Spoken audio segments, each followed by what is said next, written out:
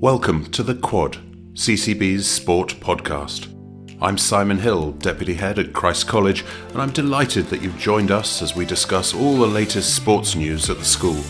We'll cover global sporting issues and also spend time with invited guests, all of whom have specialisms or interest in the world of sport. This is The Quad. Good afternoon, everybody. I'm just going to welcome you all. Thank you very much for joining us today to the first Christ College Brecon podcast, and it's the sports podcast that we're going to look at today. And it's the first one that's ever been done, so you're part of kind of something which is quite historic. And I'm just going to kind of give you a bit of an intro to how and why we're going to call it what we're going to call it. So the podcast is going to be called The Quad, and there's a bit of a reason why it's going to be called The Quad.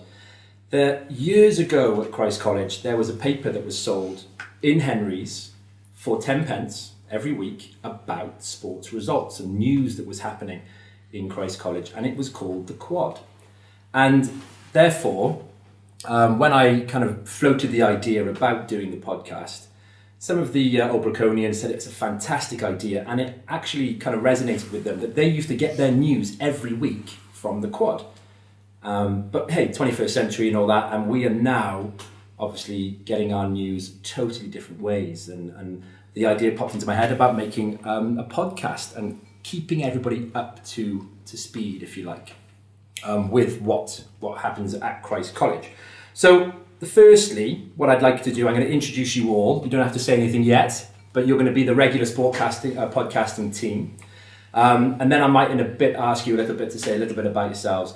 Just what A-levels you do, what your favourite sports are, and maybe the sports that you represent school at. So, I know we've got Meg, we've got Jack, Ollie, Liv, Dan, Katie, Alex, and Annabelle. And a very special guest here for our very first podcast, Deputy Head, Mr. Hill.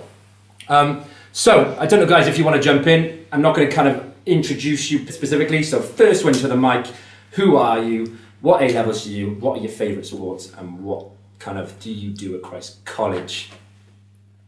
My name is Ollie Rose. I take 4 A-levels, chemistry, biology, physics and BTEC sport with Mr. Patterson. My favourite sport is definitely rugby, and I'm pretty much obsessed with it. I played first 15, just recovering from an injury now, so getting back into it. Yeah, good choice of subject as well there. I like that. Well done. Who's next? Come on then, guys. Next one to the mic. Oh, okay. My name's Liv, and my subjects are history, English, and psychology. And I do netball and hockey. I really Good like stuff. hockey. Nice. Thanks, Liv. I'm Dan. I do chemistry, biology, and sport, and I play in the first 15 as the 9. Bro. I'm Katie. I take history, English, lit, and biology, and I play hockey and netball in school. Awesome. I'm Alex. I take biology, BTEC sport, and photography, and I play netball, hockey, and cricket. I'm Annabelle. I take psychology, business and religious studies, and I'm goalkeeper for the first 15. Awesome. Thanks, Bob. I'm Meg. I take business, photography and psychology, and I play hockey at school, captain of the first 15. I'm Jack. I really love my sports. I've played a lot of cricket, football, especially athletics, so this winter I'm looking forward to representing the school in cross country. Yeah, great. We've got a cross country fixture this week actually, Jack, on Thursday, which we'll talk a little bit about as I do the roundup for the week. And just to give you a bit of an insight into what the sports podcast is going to do, we're going to do things like sports roundups, weekly results, weekly point scorers and try scorers, maybe individual athlete news. So guys who've gone off and done individual competitions, we'll talk about that. Players of the match, coaches' reports, etc., etc. From time to time, we're going to get some special guests which will join us. So we won't have them every week, but they might be coaches, they might be teachers at the school, they might be kind of first 15, first 11 captains that come in and talk to us just about their sporting experiences. And I'm very pleased that Mr. Hill has decided to be here today for our first one. So I thought we kind of do a lot. There's a lot to catch up on. You know, this is the first. We've been back 3 weeks now, and this is the first time we've got to catch up about the results. So we're going to kind of go through what's happened in the first 3 weeks of Christ College sport. Talk about some results, and if you have played in any of those games, you might want to chip in with kind of what experience you had. But I'm going to kind of go through, it's been a very busy first 3 weeks. So hockey to begin with. They've had kind of lots of fixtures since the beginning in pre-season. You played St. Luke's College. Yeah, I think they came, was the score 5-2? Yeah, 5-2 is quite tricky. Okay, and I don't know what St. Luke's were like. Were they good? Yeah, it was a really hard game. They were a strong side, but to be fair, we learnt a lot from it, which we've used in training now. Like, we had to do a very defensive side because they just gave really fast passes and stuff, so it was all about defence. What, so you were on the back foot all the time in that game? You scored 2 goals. So Yeah, we did push through, but like there was a lot more trying to tackle and get the ball. Physical. Yeah, Yeah. there was more physical side. that's good. It's nice maybe to start the season off with a physical Yeah. fixture like that. Cheltenham Ladies. Liv, you playing the Cheltenham Lady game? I did not. 1-0 we lost that one. That's quite Yeah. frustrating. They're always hard. Yeah, so they're always a very strong. It was a close To be game. fair, we had quite a few of our teammates missing, so we played with only 12 players. So it was a very fitness. Yeah, game. sure. A lot of running. When did you Very concede? time Did you off. concede? You conceded in the second half, didn't In you? the second Did you- half, straight Straight after the after. second half, it just caught us off guard. We Yeah. weren't really prepared. And I remember Miss Hardman coming back and she Yeah. was I fuming. don't know what it just slipped through. The Challenge Ladies, I think we kind of usually beat them. They're always tough Yeah. games, but I think we'd like to think that we could kind of turn that one around. But the seconds, they didn't. They won 2-1 against Cheltenham Ladies College, which was great. Good start for them. Then we've had King's Gloucester for the firsts. Oh, sorry, seconds. That was on Saturday just gone, wasn't it? Yeah. Yeah, and we won that 1-2-1, or was it a loss? I think it was a loss, wasn't it? 2-1 loss. Yeah. I think, to King's Gloucester. Just going through then, that Cheltenham Ladies kind of block, our under-15s won, and Mr. Hill, I know you were team manager of that under-15s. Can you think back? I can. So Manager of the how month, was it? Apparently. Yeah, it was a good game. And to be honest, we went in slightly undercooked and feared the worst. But as the game went on, we became the better side, and the result was a fair reflection Excellent. of the game. And then we've got the under-14s who played Cheltenham Ladies that day as well, and they lost, so 1-0. So it's really kind of good block fixture, that one. I think if we're looking at where we pitch ourselves, we usually kind of have really competitive games against Cheltenham. On that same day, our under-13s went over to Llandudno, and they had a great victory. They won 2-1 in that game, and obviously we'll play Llandudno quite a few times throughout the year, so we're looking forward to those fixtures as always. Right, rugby. They again have had a busy start to the year. Ollie, I don't know if you remember, and Dan, I know Ollie, you were watching the first game against Malvern, 33-12 win. Good game. Good game? Good game. Very good game. Great performance by the whole team. It was. Good, strong performance. Was it when you expected to kind of win so comfortably, or was it? I don't think so. Well, the year previous, it was a closer game, 5-0 to us, one try in it.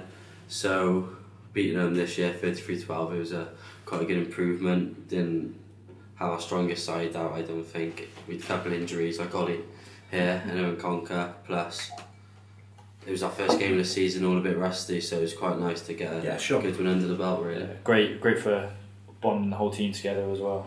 Obviously, got a lot of new lads in, scholars, so yeah, good to get. It's great to start the season off with a victory like that as well, isn't it? A comprehensive one, and it kind of just solidifies and kind of puts a kind of rubber stamp on what you've done over pre-season. So, and then we moved on from that to St. Luke's, who toured the same time. It was a bit of a kind of hit and miss game, that one, where there was, we had to play maybe 13 men because they only turned up with 13. So I don't really think that we as a squad could get much out of that one. And then this week just passed, we had good victory against Tonnerevel at home here, and Hereford Sixth Form College away. Dan, which one were you in there? I was in the Hereford game, which was quite a good competition. Yeah, they had a decently strong side, and we went in a bit rusty. No, it wasn't the best performance, I wouldn't say, but it was pretty solid. They had good defence, and we just kept ripping them. It's good as well. I think quite a few Christ College pupils have moved to go to Hereford Sixth Form College, so it's nice to kind of play them and kind of get back and see them, and also really good to kind of beat our rivals as well, isn't it? Yeah, well, it meant quite a lot to a couple of the lads, like Matt Price. So it was when we really wanted to win. I think we left a couple of tries out there, which is a bit annoying. I reckon we could have got to 50 points. But no, it was a good performance. Save that for another day then. Free ladders kicking boots on Reece Pearson, yeah? Yeah, he's missed a few kicks. And then the game at home here was against Tonnerevel, and that was the first league fixture.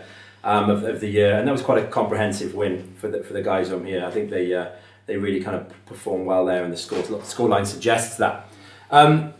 Then the seconds, they've had a great start to the year. Malvern, they beat them 13-12, and I think back to last year when the seconds played Malvern, I think they were on the back end of quite a bit of a thumping. So that was a really good turnaround for the seconds, and I know that lots of the seconds lads were involved with the game against St Luke's. Going through the kind of rest of the year groups, under 16s, they've had their fixture this year. It was this weekend actually, and we went down to Blundell's.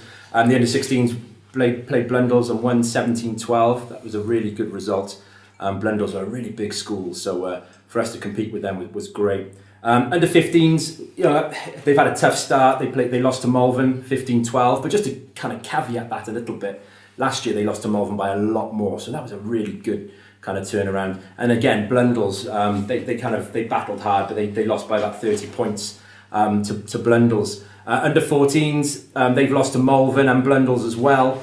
And then we got down, the under 13s, they played the Downs Malvern. That was a great game. Lots of the little year 7s. It was brilliant to watch them playing in their first ever game of rugby and how excited they were. I remember one of them, I think it was Monty, speaking to his dad, and he said he'd been up since 6 o'clock. He was really excited for his game, and they won 55-30, so they were really, really happy.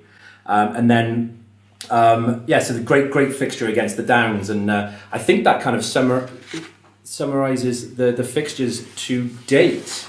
Lots of things have been going on. I know, I think you've got a bit of a match report from the under 15s match. Yeah. Mr. Thompson? Yeah, so Malvern won the toss and decided to play downhill. The first 5 minutes went really well for them. They scored twice and they were really organised. Apparently they were much better warmed up than our boys.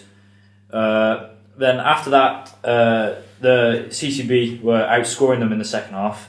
So there was a really turn in the game. It was a massive improvement from last year. I know, as you said, they got on the wrong end of a big 50-0 thumping, and the game stopped early. Mr. Thompson said he was really pleased. 6-star players actually. The 3 new boys, Lloyd Conker, Sam Swales and Alfie Rainbird, all played really well. But the whole front row said played really, really good, with Ollie Davis, Ollie DT and Jason Lee being star players. Excellent. It's always great to have a solid front row as well. Forwards obviously win the matches, don't they? Yeah. As you guys will testify to. That's brilliant. Thanks, all. And hopefully that will become a feature each week, that we'll have a match report from one of the coaches, just to kind of gauge a sense of how well they've played. So and that probably summarises all of the results over the first 3 weeks. The next kind of feature that we'll talk about each week on the podcast is kind of having a countdown to the top 10 sportsmen and women of all time. And the panel here have voted on who their top 10 have been. And we're going to give the people and the listeners a chance to vote on that as well. So then over the next few weeks, we can keep a track to see who is kind of going up in the rankings and down in the rankings. But your top 10 is kind of locked in now.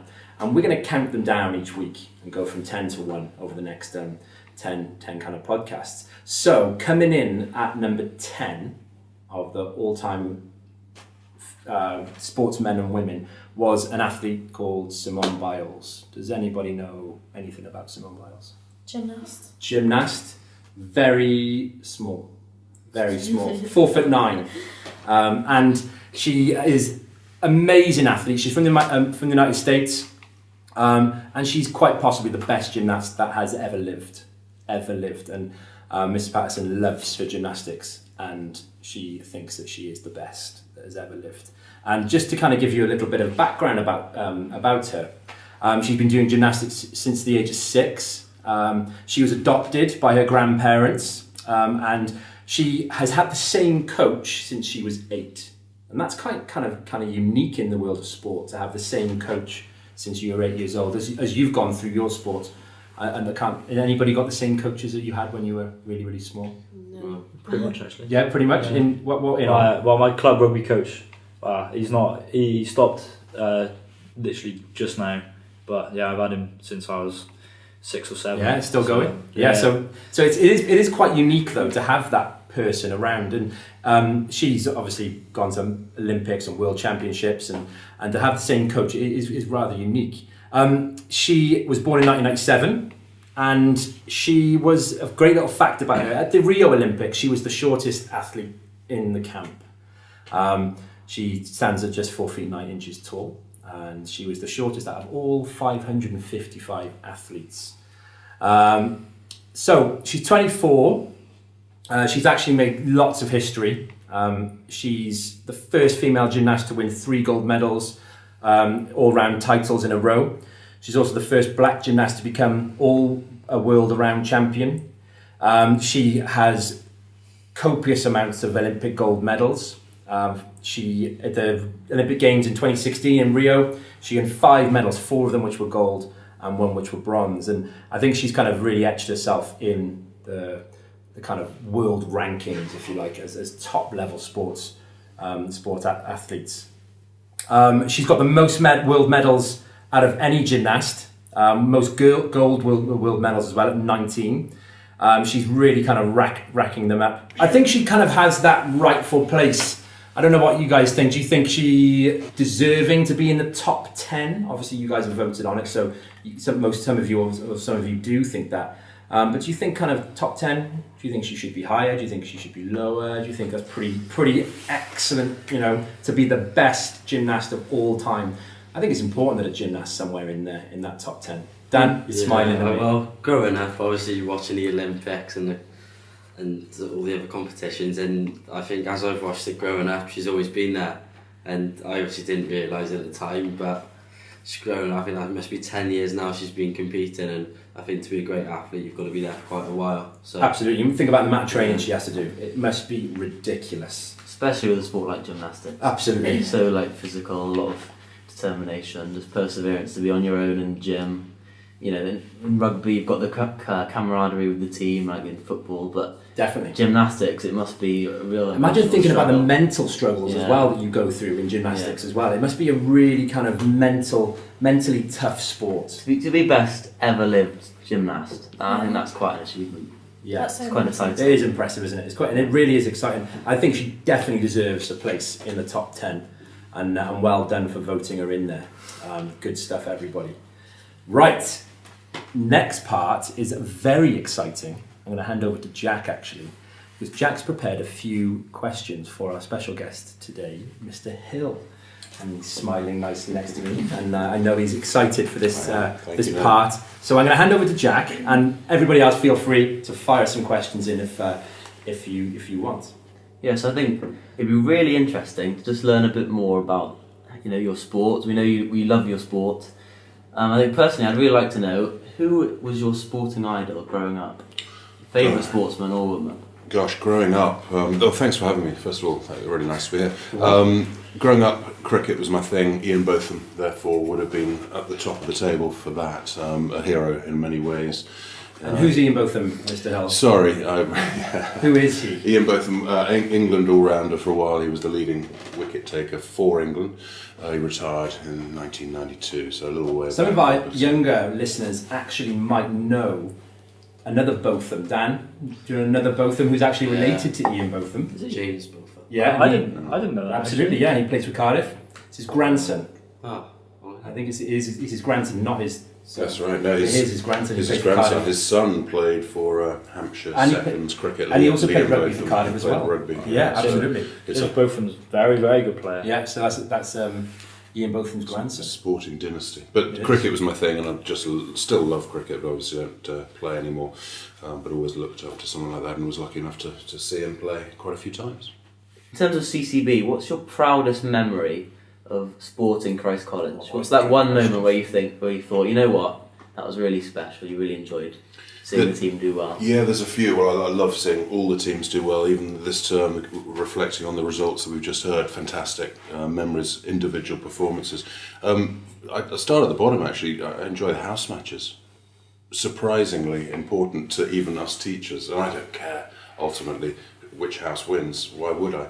but I love the passion and the leadership that's shown, and love seeing the new pupils come through and want to play for Donny. They're great fun, aren't they? In fact, we had some house matches in our first week back, and we had house hockey and we had house rugby, and it's an amiss of me to not mention them. And I don't know if the girls want to kick us off and say actually De Winton beat Donny's, and Mrs. Patterson was dancing all night. Does that usually happen, girls? Not usually. And Donnies were all chatting all of this just before the game, and then There was no follow through, was there? no, they were all talking. We were talking a big talk. You were talking massive talk. Yeah, we thought we had in the back. But then didn't it flip for the juniors? I think the juniors flipped. Donny's won the junior section there, and the rugby. Obviously, Schoolhouse won. Yes. Obviously. That's very unfair that we've got no one from Orchard here to represent. Orchard pulled it through. They started off. They scored first. Yeah. We were looking good at the start. Very good. And then, So that's interesting. So the house matches are kind of I feel I started. No, I know. I just back away. But Absolutely. you can just sense the passion around this table, and that's exactly the passion I used to feel when I was in your shoes, and to some extent feel when I'm watching as well. And I love that, the fact that it brings people together, and there's more talk after a house match than there probably is after a school match. So for me, it's just seeing a happy house play well for each other. That's what does it. That's great. Yeah, I agree. I think the house match, it was really refreshing actually coming to a new school and just seeing the competition between the houses. It was nice to get involved and cheer on my team And be part of it, I guess. Yeah, be part of it, even though the result didn't go our way. I thought I really enjoyed next it. year, Jack. Next year. Next year, yeah. So then my last and final question would be, looking to the future, we've looked at the past, what would be the sporting occasion you're most looking forward to? It could be in school or out of school, it could be a tournament or a specific game. What are you really looking forward to? Yeah, sadly not playing so much anymore. The older you get, the less you play, and I still relish any competition. So at the moment it's golf. I love competitive golf and skiing, although that's not exactly competitive. The other, I have to sort of live in my memories for that. So the things I'm looking forward to are the things I used to enjoy playing. I'd love to see some good international rugby coming up, the autumn internationals. Can't wait for another Rugby World Cup final next year. Wouldn't it be fun to even attend one of those? I achieved one of my sort of bucket list things a few years ago. Went to the Hong Kong Sevens to watch the rugby out there. Absolutely loved it. And whilst you should only do those bucket lists once, it's one that I want to go and do again. So there's a few little goals, but I think retirement will be full of watching sport. I've already got a little timetable together. Let's hope it's a long, happy and healthy retirement so I can actually achieve that. That's awesome. Thank you. Has anyone else got any questions for Mr. Hill? Oh, What sport did you used to play actually? Yeah, so it was cricket as a schoolboy, cricket and rugby. I played a lot of that. No, very much in my own school back at Eastbourne down in on the south coast. So loved all of that sport. Got into golf relatively late, knowing it was a sport that I wanted to take through to old age. You know, you pretty much realise that rugby is very short term, and it really is in the distant past. Even cricket these days is harder. But golf was picked up, and then skiing with the family. You could say I'd rather spend a day on the ski slopes than on the beach. Definitely. Mr. Hill is doing himself a bit of disservice there. He is a very good golfer. Very good golfer. I can testify to that for sure. Misspent youth. Any other questions before? Come on, Dan. One question. And what rugby fixture are you looking forward to most then? In terms of rugby, I want to play Harrow on their turf. I'm actually and beat them. just going to jump on that. I'm actually looking forward to the Monmouth block that we've got. I love the thought of Monmouth hockey and Monmouth rugby, on the same time. That Monmouth block. We know that Monmouth are good rivals in hockey. Yeah. It's a hard game against and it's always a hard game. and it's great that we've got that day. And I know the kind of Monmouth game last year for the girls was a big occasion. And I'm sure you can't wait to get back into that one. And I'm looking forward to the boys playing Monmouth as well, and having girls and boys in that Monmouth block. So again, that's probably the one that I'm looking forward to the most, I think, out of the season, for sure. Well, thanks, Jack. Good stuff there, and thank you, Mr. Hill. Thank you. Brilliant, and thank you for joining us. Next, then, we're going to talk about sporting news and what's happened in the sporting news over the last week or so. And maybe in particular Athlete Watch, if you've had any athletes that you've been watching, any sportsmen or women that you've been watching. I'm just going to open it up there. One for me, if I may, before I disappear. Roger Federer. How sad are we that he's gone? We're going to miss him.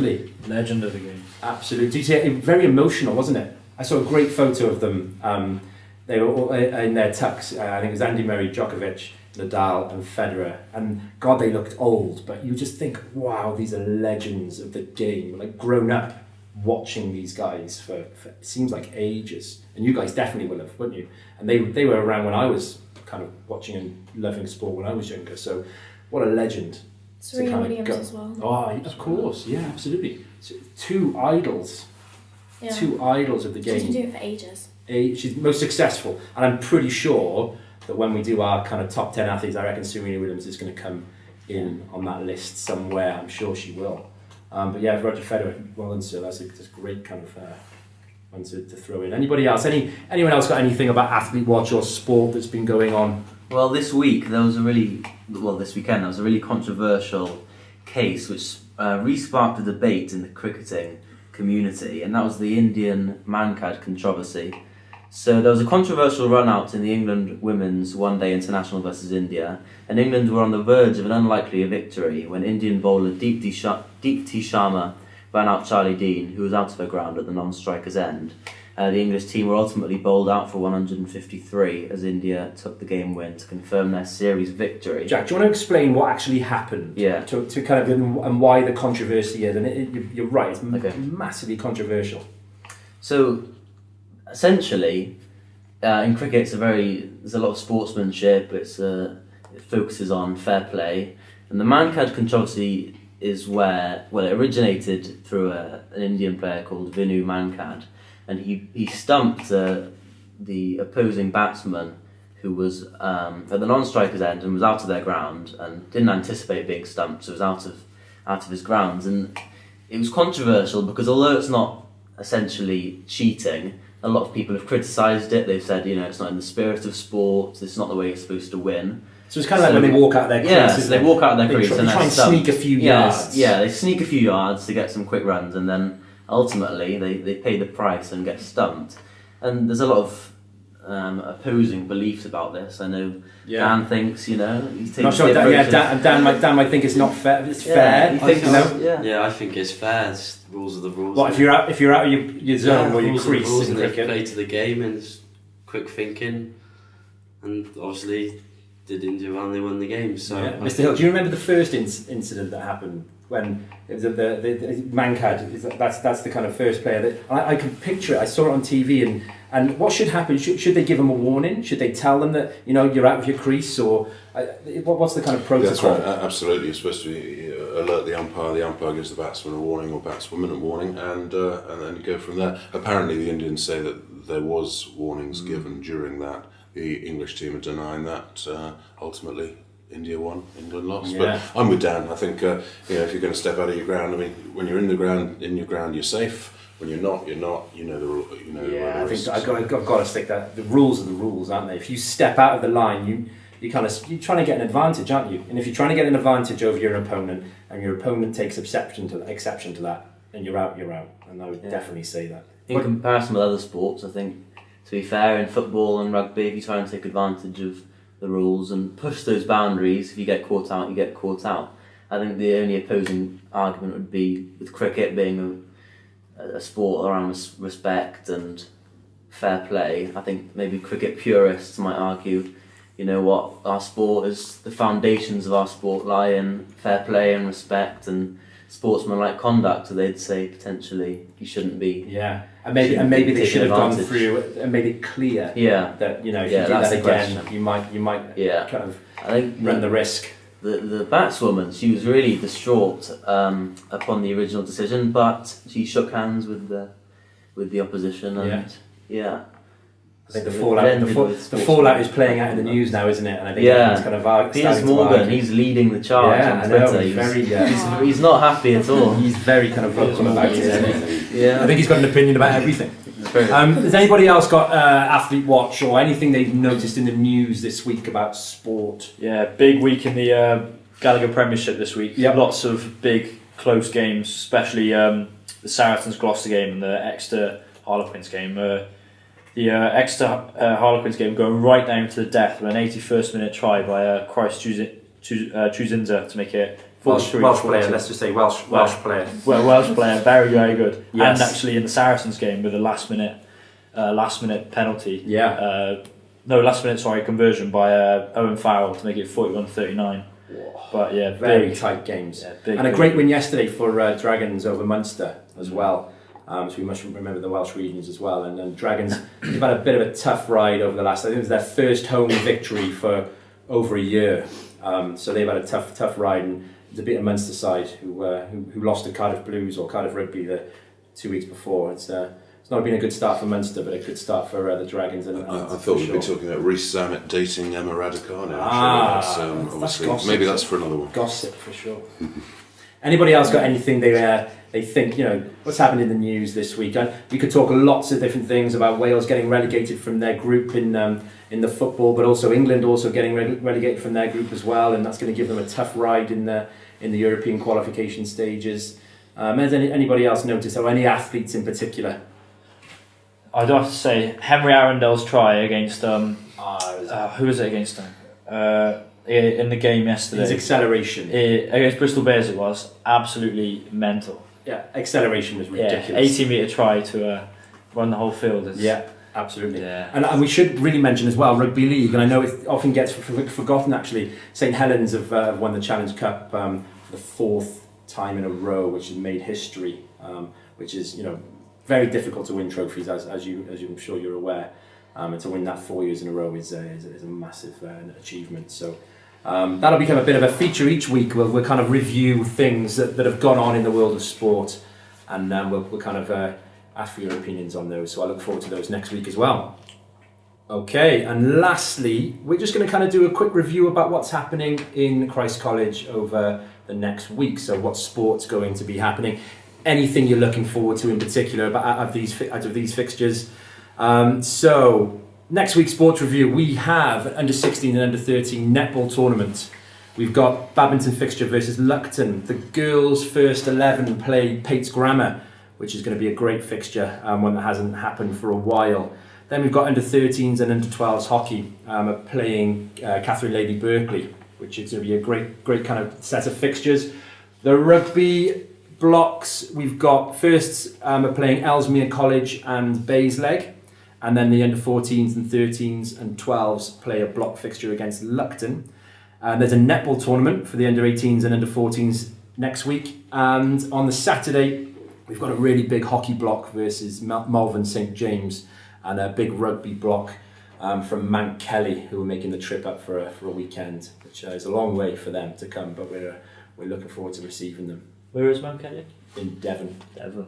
I think. Yeah. Devon. Yeah. It's a good old trip. We travelled to Blundell's on Saturday, and that took about 2 hours 20 minutes, and they're a bit further down from Blundell's. So great trip to Blundell's on Saturday. Really good, interesting story. I'm just going to finish with this actually. That Mr. Goodrich made the trip along with us to Blundell's on Saturday, and he brought this very precious fixture card that we didn't have mobile phones when we were at school here. So he brought his fixture card that he kept a track of all the results, and every pupil had this fixture card, and it showed how many teams had been put out. And back 30, he won't mind me saying this, but back 30 years ago, to the very same weekend that we went to Blundell's, so 30 years ago. Very same weekend, Mr. Goodrich was making the trip down to Blundell's on that very same day, and he came on Saturday again, and he lost that trip down to Blundell's 30 years ago, and I'm pleased to say that the under 16s won, so got a bit of retribution there for him. But really interesting that we had these little fixture cards that you would keep in. Now we keep it on our phones, etc. But really nice bit of kind of Christ College history there, and I'm sure lots of the Old Braconians and parents will remember things like that as well. Right, guys, so that's brilliant, and I've really enjoyed that kind of flown by. Really good, well done everybody. Well done, It's flown by. For the last hour we've talked about sport and kind of a really kind of interesting conversation. Firstly, what I'm going to say is great. This kind of podcast is hopefully going to kind of go out for lots of people to listen to. Listeners, if you are listening, we'd love you to answer the poll that we've started about who the greatest sportsmen and women are of our kind of generation and of history. And please click on the link that's sent out with the podcast, and get involved in that poll, and we'll discuss and kind of track that, how it goes over the next few weeks, and see who's leading the charge there. I'd just like to say thank you to all of you for turning up today and giving your time, Mr. Hill, for being here, and hopefully we'll share the podcast, listen to the podcast, tell your friends about this podcast, and hopefully you'll tune in and listen once again. Thank you.